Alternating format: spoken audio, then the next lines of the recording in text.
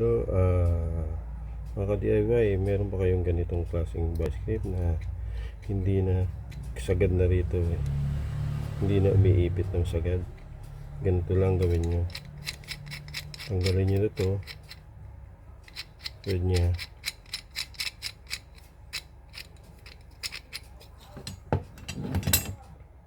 Tapos, pa-weldingan nyo itong dulo. Pa-ispatan nyo. Mas maganda kung mas mahaba.